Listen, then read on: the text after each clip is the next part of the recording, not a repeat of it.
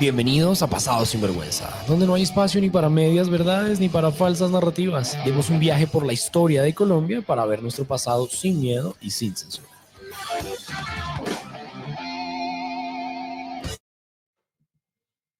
Bienvenidos una vez más a Pasado sin Vergüenza. Queríamos seguir hablando, Juan Pablo, de la insurrección de los comuneros, esa reacción a las reformas borbónicas, pero como el presidente Gustavo Petro también le encantan las reformas y le encanta hacer sus locuras, inventarse nuevas figuras que él cree que son nuevas, pero de nuevas poco, como los cabildos abiertos, nos toca hablar hoy, Juan Pablo, de la historia del cabildo abierto y de lo que el presidente Gustavo Petro pretende hacer por estos días.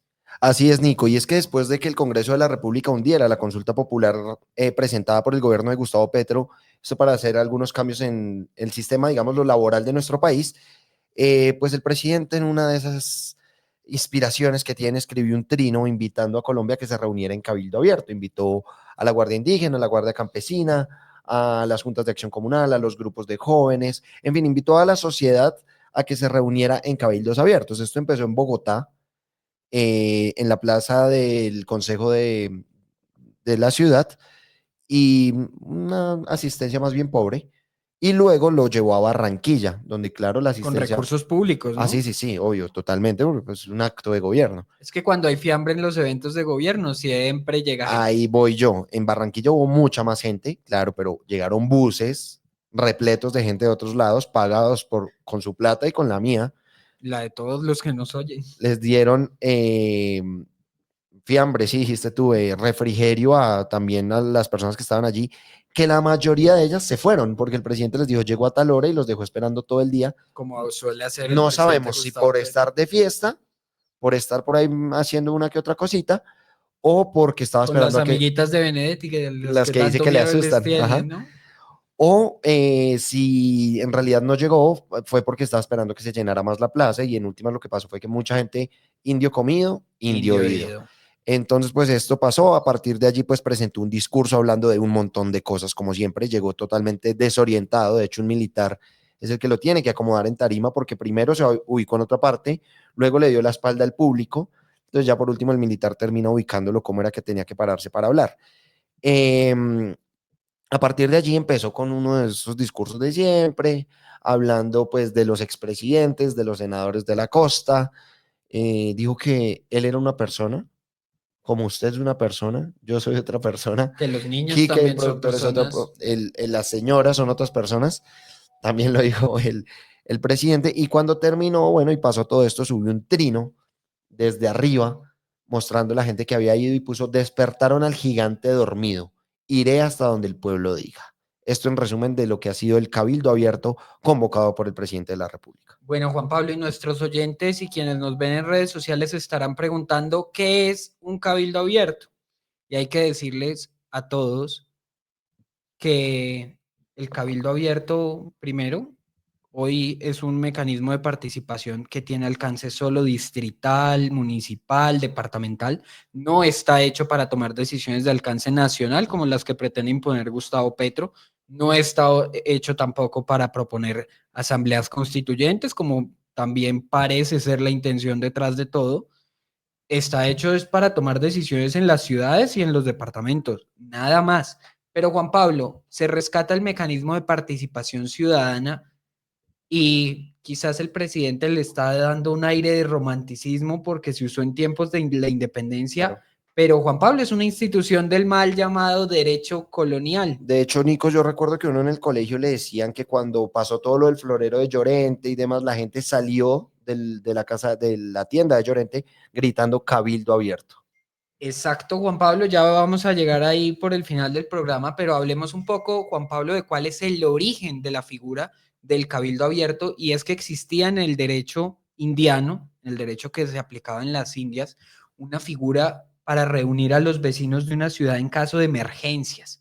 Era cuando realmente importaba oír a los vecinos y tener en cuenta a la mayor parte de la población en las decisiones. Y Juan Pablo se llamaba cabildo porque las ciudades de, las, de los dominios españoles en América tenían cada una un cabildo municipal. El origen es el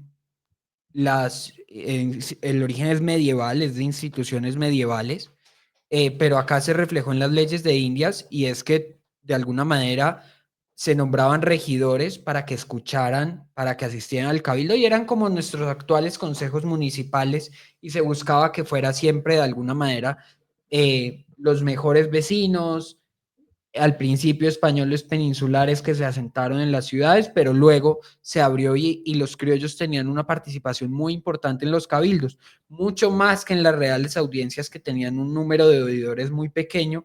Los criollos eran los grandes protagonistas de los gobiernos locales en los cabildos, y durante ese tiempo de dominio español, de, entre comillas, colonia, los cabildos fueron muy importantes, como le digo, Juan Pablo, en caso de emergencias, los cabildos abiertos. Entonces, ¿qué pasaba? Por ejemplo, una inundación o un periodo de lluvias muy grande, un posible derrumbe.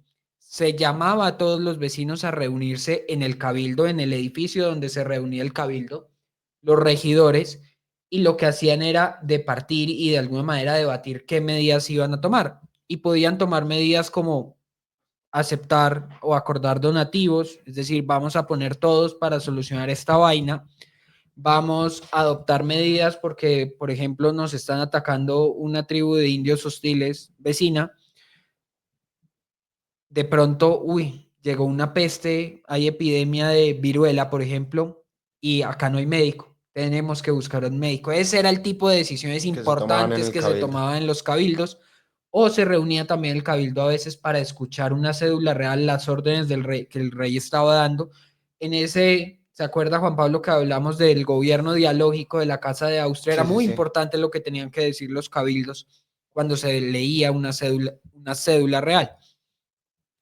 Y fueron muy comunes, Juan Pablo, durante la conquista, que hablamos en la temporada pasada de Pasado sin Vergüenza un montón, porque la conquista exigía tomar muchas decisiones que le importaban a todos. Y piense usted, fundaban un pueblo y muchas de esas primeras decisiones las tenían que tomar entre todos porque no había un mando político.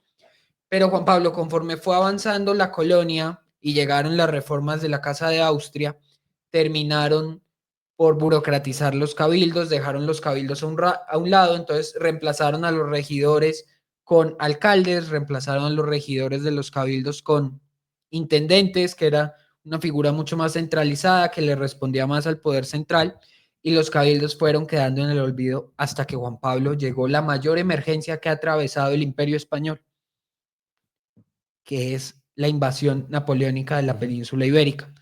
Ya lo veremos cuando tengamos nuestra temporada de la independencia, hablaremos largo y tendido de esto, pero Francia tenía de gran enemiga a Gran Bretaña, y uno de los aliados de Gran Bretaña en el Atlántico y en la entrada del Mediterráneo prácticamente era Portugal. Y Napoleón decide que va a invadir Portugal y le pide permiso al rey, a los reyes de España, un permiso de paso para invadir Portugal. Se lo dan en su momento Carlos IV y su hijo Fernando VII, que todavía no había heredado. Carlos IV le permite pasar, invade Portugal, y Napoleón, ya ni corto ni perezoso, dijo, venga, pero yo ya entrado en gastos, pues Sí, ya también estaba ahí. invado España. Claro. Y nombra a su hermano José Bonaparte como rey, Pepe Botellas. Pepe Botellas, en un intríngulis político terrible, porque Carlos IV abdica y a favor de su hijo, pero Napoleón obliga a Fernando VII también a abdicar, y España y sus colonias y sus dominios americanos se quedan sin rey y sin autoridad real. ¿Cuál es la autoridad a la que deben hacer caso las ciudades americanas? Se preguntan eso y dicen, pues en principio a la junta de regencia que se está haciendo en la península, pero las juntas en principio solo deben tener alcance local. Y Juan Pablo, en ese movimiento de juntas que ocurre en toda la América española, que en nuestro caso es el día 20 de julio del Florero de Llorente, esa es la Junta de Santa Fe. Y en todas las ciudades se aplicó casi el mismo procedimiento. Se buscó un pretexto, siempre un pretexto, para llamar a la gente a un cabildo abierto y que fuera el cabildo abierto, que era en principio la máxima autoridad soberana de alguna manera en ese intento de soberanía popular, la que podía tomar una decisión de ese calibre de nombrar una junta, incluso invitar o no al virrey a ser parte de la junta, que en nuestro caso se alcanzó a hacer la invitación, pero luego se declinó. Pero el cabildo abierto, Juan Pablo, era muy importante porque era devolverle y de alguna manera de restablecer la soberanía popular. Porque Juan Pablo, en esa época, más que la ilustración y que la influencia de la ilustración, el derecho indiano tenía una concepción de la soberanía muy importante y era el rey es soberano por voluntad de Dios, pero a través del pueblo. Y es Dios a través del pueblo el que le da soberanía al rey. No estando el rey, la soberanía vuelve al pueblo, porque así, de alguna manera, era una justificación entre lo divino y lo político de la soberanía popular. Pero se creía que en ausencia del rey era el pueblo el que tenía que decir qué hacer. Acá tenemos un reyesuelo que también dice que es el pueblo el que dice, pero se quedó sin pueblo, Juan Pablo, porque cuando uno pierde una consulta popular en el Congreso, Nico, y pierde la apelación de esa consulta y todavía no entiende que el Congreso no le está respondiendo, es porque el Congreso tiene un mandato popular que está tratando de interpretar, y los congresistas ya entendieron lo que Gustavo Petro y sus áulicos y su comité de aplausos no entienden. un congreso, Nico, que fue elegido por más personas de las que eligieron a Petro. Y Juan Pablo, un congreso que ya es consciente, y a eso iba, que Petro perdió el respaldo popular en las calles, que un gobierno con la desfavorabilidad de Petro no es un gobierno al que le tiene que aplaudir, sino con el que tiene que ser crítico de cara a las próximas elecciones. Nico, actualmente, ¿qué alcances tiene un cabildo abierto y digamos Petro, ¿qué quiere lograr? O sea, obviamente intentando leer su mente, pero ¿qué quiere lograr Gustavo Petro con ese cabildo? Bueno, Juan Pablo, yo le doy una respuesta y es que creo que Petro está usando el cabildo más allá de lo que dice la ley. No es que sea, es ilegal, no es que sea un delito lo que está haciendo ni nada por el estilo, pero está abusando de una figura constitucional que está bien demarcada. El cabildo abierto solo toma decisiones para los departamentos, los tiene que convocar la gente, no el presidente, tienen que reunir firmas para convocar un cabildo una abierto. Iniciativa popular. Es de iniciativa eminentemente popular y se reúne el cabildo ante la corporación respectiva, ante una asamblea departamental, ante un consejo municipal, ante el Consejo de Bogotá. O sea, pero no lo pueden hacer ante el Congreso de la República. No lo pueden hacer ante el Congreso de la República. Las decisiones de un cabildo abierto son solo de alcance regional y municipal. No están para tomar decisiones nacionales como pretende Gustavo Petro. ¿Qué creo yo que está buscando? Uno, una justificación para hacer eventos multitudinarios. Para empezar campaña. Y dos, con un cabildo abierto, y es que los mecanismos de participación, a pesar de que la Constitución del 91 tiene la virtud de que están súper reglados, que tienen un procedimiento, sí le permiten a Gustavo Petro pintarse de soberanía popular, pintarse de, es que no soy yo, es el pueblo el que quiere. Claro. Y a mí me preocupa en lo personal, Juan Pablo, que use los cabildos abiertos para justificar reformas más allá de la laboral, más allá de la reforma de la salud, y que termine diciendo, no, es que los cabildos abiertos, los cabildos populares demandaron que permanezcamos en la presidencia. Que creo que eso es lo que él quiere decir cuando dice iré hasta donde el pueblo diga. Es que eso es lo que me hace pensar que puede usar los cabildos abiertos como la punta de lanza de un proceso constituyente, pero no un proceso constituyente como lo manda la Constitución del 91, sino por fuera de la Constitución, por fuera de la ley, que le permita justificarse y decir, no, es que ni siquiera voy a pasar por el Congreso, voy a hacer un proceso constituyente sin el Congreso, porque sabe que sería derrotado nuevamente. Sí. Y creo que está usando los cabildos populares de alguna manera como un poder alternativo, como un poder paralelo para validarse y validar lo que quiera hacer nuevamente Juan Pablo, abusando de la Constitución y la ley. Pues Nico, ¿Qué fue finalmente, Juan Pablo? Lo tengo que decir, si no me va a quedar el nudo en la garganta. También fue lo que hicieron en la independencia con los cabildos abiertos. Claro. Está una figura legal del derecho indiano, pero vamos a abusar de ella para proclamar independencias, para nombrar juntas de gobierno, que no está prevista en las leyes de Indias, pero vamos pues, a usar la porque el soberanía pueblo así popular lo porque demanda. el pueblo así lo demanda. Entonces, Juan Pablo, nuestra Hijo de historia pucha. tiene mucho que ver con el cabildo abierto. Nacimos por un cabildo abierto, somos país por un cabildo abierto y tenemos que procurar no dejar de serlo por otro que quiera imponer el presidente de la República. Nico, pues sí, interesante y asustador, ¿no? O sea, también ver cómo no importa lo que, con el fin que se han creado, ni cómo nacieron, sino que se lo va pasando por la faja y termina llevándonos a este punto en que hoy dudemos de las buenas intenciones de un presidente, que es algo que uno siempre, pues un presidente debería ser una figura en la cual la gente confíe, así no esté de acuerdo con sus estos, pero que confíe que dura 4 años y se va.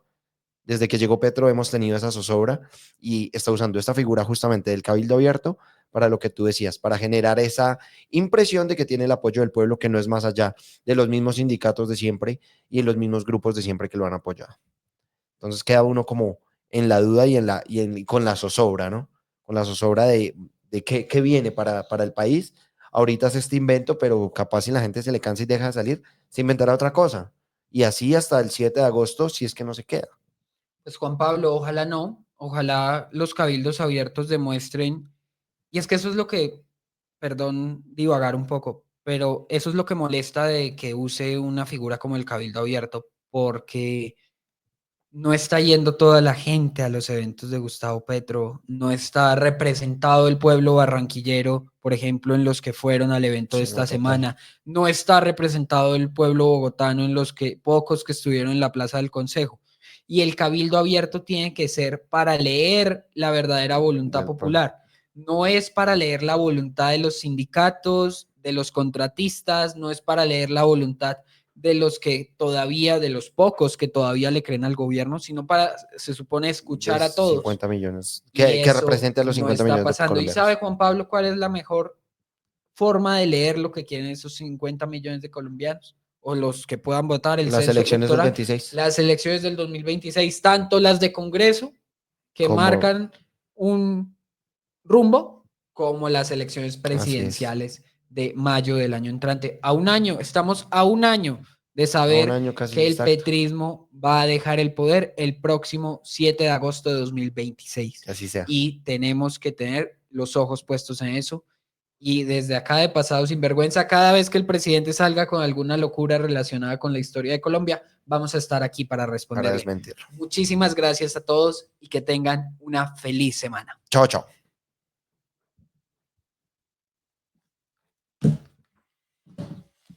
Me voy.